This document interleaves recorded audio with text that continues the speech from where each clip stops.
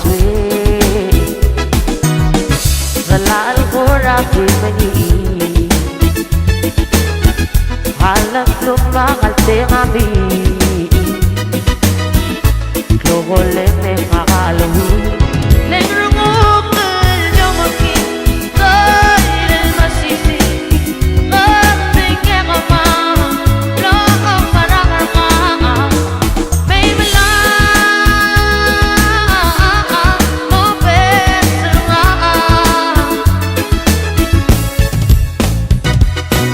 Ang sa arawan tigari Halangin magripayo magaro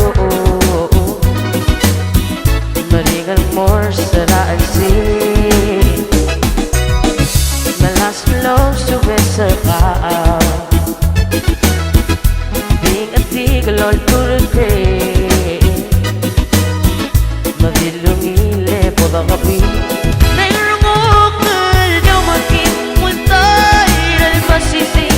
Katingin ka pa Laang parangal ka Baby lang Mo beso nga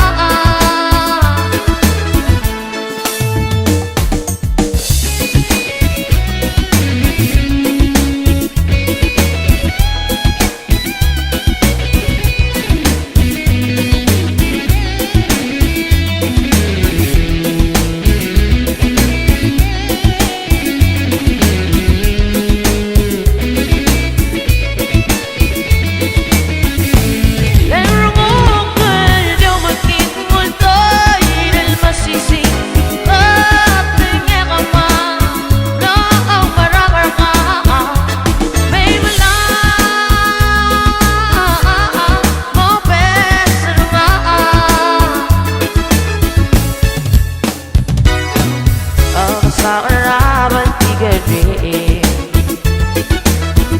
Halangin mabibayo magaro Maringang more saraan si Malas malaw sumesar ka Ding at tigolol turke Madilungile po da kapi